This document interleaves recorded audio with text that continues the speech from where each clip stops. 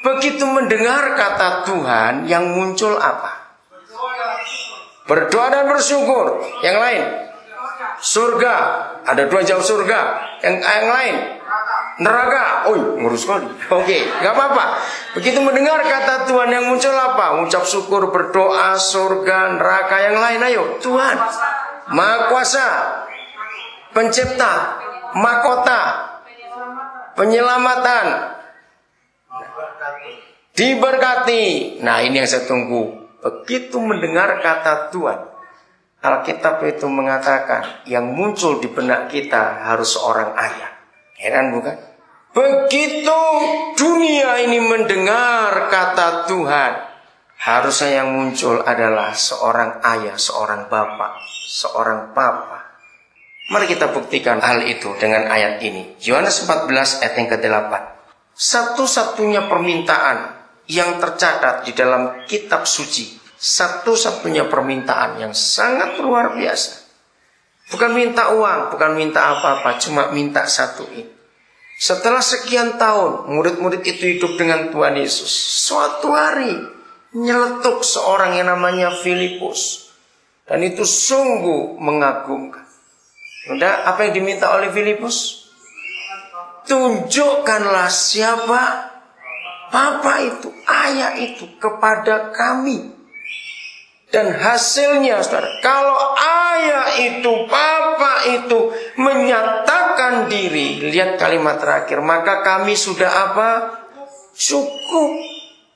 Tidak ada ayat sehebat ini di Alkitab yang menyatakan betapa hebatnya fungsi ayah itu. Saudara, kenapa ada narkoba? Kenapa ada perzinahan? Kenapa ada judi? Kenapa ada perampokan? Mengapa ada pembunuhan? Mengapa ada semua macam kejahatan? Mengapa ada perceraian? Mengapa ada perselingkuhan? Mengapa? Jawabannya cuma satu. Setiap manusia yang gak pernah merasa cukup di hidupnya, dia akan cari sesuatu untuk mengisi yang gak cukup itu. Betul tidak? Kapan anak-anak kecil, bayi-bayi tidurnya nyenyak? Kalau dia kenyang. Kata cukup yang dimaksud oleh Filipus itu artinya luar biasa. Itu bisa arti kenyang, puas, lengkap, utuh, komplit, pulih. Banyak lagi kata cukup. Jadi selama manusia tidak pernah merasakan cukup dalam hidupnya, dia akan cari. Ketika pertanyaan Filipus itu didengar oleh Yohanes dan ditulis sebagai firman Tuhan, Tuhan, tunjukkanlah Bapa itu kepada kami, maka itu sudah cukup bagi kami. Gereja tidak gagal dalam membangun gedung, apalagi di Papua. Wow, gedung gereja seperti di Minahasa, seperti di tanah Tapanuli. Gedung gereja berlomba-lomba dibangun, tidak gagal. Gereja tidak gagal menyatakan doktrin, tidak, malah perang doktrin di mana-mana, perpecahan terjadi. Gereja tidak gagal buat ibadah, tidak. Ibadah tidak pernah berhenti, terus gereja tidak gagal buat ibadah. Gereja tidak gagal buat pelayanan macam-macam, tidak.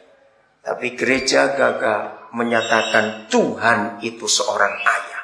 Kalau kita berdoa, ya Roh Kudus, baharui dan bangunkan gereja, maka yang kita minta bukan supaya gereja kami makin mentereng, supaya alat musik kami makin bagus, sound systemnya makin hebat.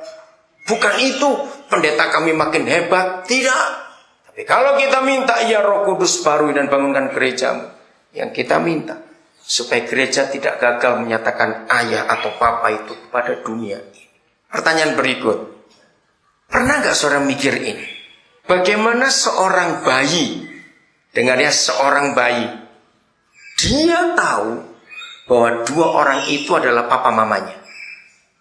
Banyak orang gak pernah mikir itu. Saya itu mikir, untuk anak-anak saya mikir terus. Nah, sampai suatu hari saya kagum. Apakah mereka diberitahu? Ini papa mama, itu papa adik, itu mama adik, itu nenek, itu teteh, itu itu tetangga. Ayo, bagaimana caranya anak-anak itu tahu, bayi-bayi itu bahwa ini papa mamanya? Suara. Sering sama-sama. Waktu di perut gimana Pak? Merasakan. Bukan. Sentuhan. Hampir betul. Karena ada hubungan batin. Kurang kuat. Kasih sayang. Ada satu kalimat yang hampir betul ke arah kasih sayang. Pernah lihat anak diadopsi? Oke. Bukankah mereka dua bukan papa mama kandung? Tapi kenapa anak itu tahu kalau itu papa mamanya? Padahal bukan yang melahirkan. Saudara, ini yang kurang dari gereja. Catat kata ini. Karena diterima. Ini yang luar biasa, diterima. Kalau saudara belajar ilmu jiwa, saudara akan kagum kuasa penerimaan, acceptance dalam bahasa Inggris. Diterima. Tadi waktu Pak Gideon ngomong itu saya tersentuh betul. Sebenarnya kita ini gak layak semua. Kita ini orang-orang jahat. Betul. Lalu kenapa kita bisa jadi anak-anak yang hebat dari surga? Karena diterima. Coba baca dulu satu ayat ini. Roma 15 ayat 7. Saudara, jadi anak-anak itu tahu bahwa dua orang itu papa mamanya karena diterima. Saudara baca Roma 15 ayat 7. Apa perintahnya? Apa permintaan Tuhan kita? Hendaklah kita suruh apa? Iya, terimalah siapa? Satu akan yang lain seperti apa? Kristus telah menerima kita untuk kemuliaan Tuhan. Ini standar. Saudara, dunia kedokteran sudah membuktikan. Ada banyak buku yang menjelaskan itu. Seorang bayi lahir dari keluarga kaya sekalipun, diberi makan yang mahal-mahal, susunya terbagus, vitamin, diberi pakaian yang bagus, diberi kamar yang mewah. Tapi bayi itu gak pernah disentuh, gak pernah digendong, dia akan mati. Ternyata sentuhan tangan kita sebagai bukti penerimaan itu menghidupkan saraf-saraf di kulit, otot, dan semuanya. Maka itu ketika semua bayi kita sentuh, dia pasti bereaksi. Karena itu yang mereka tunggu. Itu penerimaan. Saudara, jadi kalau kita tidak bisa menerima dunia ini, hancur. Nah, saya beri contoh. Pernah nggak suatu kali kita ngalami, saya pernah ngalami itu berapa kali. Namanya anak kecil. Walaupun saya dikasih pampers, popok itu. Namanya anak. Mungkin sudah agak besar, umur 9 bulan atau hampir setahun. Lagi saya namanya anak. Nah, maaf ya, saya cerita apa adanya ini ya. Pasti ada yang pernah ngalami. Ketika dia berak, mungkin orang tuanya atau mamanya nggak cepat nangani, anak itu nggak rewel, nggak nangis. Tapi ada rasa nggak enak, maaf. Mungkin dengan cara bagaimana dia bisa buka pampersnya itu, namanya anak kecil, maafin. Terus dia buat mainan kotorannya itu, dia usapkan kemana-mana. Pernah lihat anak seperti itu nggak? Ada bukan kejadian? Itu sudah kotorannya di mana, kepala, muka, wah semuanya, tempat tidur. Dengar pertanyaan ini. Apa bedanya? Ini babysitter atau babysitter pengasuh. Kalau pengasuh bayi itu melihat dan mamanya melihat, bedanya di mana? Kalau babysitternya bagaimana, kalau mamanya bagaimana? Ngerti ilustrasi ini, saudara?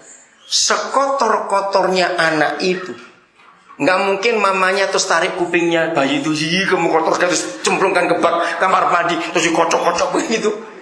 Ngerti ilustrasi ini? Mungkin tidak. Sekotor-kotornya dia, tai ada di mana-mana, maaf ini. Jawab, bagaimana? Tetap digendong, itu anaknya. Kalau babysitternya lain, dibungkus dulu, begitu dia. Oke, ngerti ilustrasi ini? Gereja gagal menyatakan Tuhan sebagai orang tua kepada dunia. Ayo kita lihat bukti ini. Kejadian pasal 3. Gereja mulai hari ini kita harus berubah.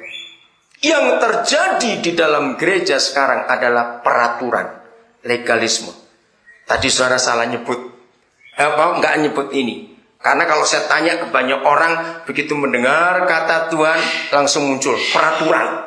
Jangan ini, jangan begitu. Harus begini, harus begitu. Begitu mendengar kata Tuhan, yang muncul di benak kita adalah peraturan, larangan. Karena apa? Karena itu agamawi. Kekristenan bukan agama, saudara, tapi hubungan batin, hubungan orang tua dengan anak. Kita harus melihat ini, Kejadian pasal 3. Di dalam Kejadian pasal 3, Adam dan Hawa sudah jatuh dalam dosa atau belum? Sudah atau belum?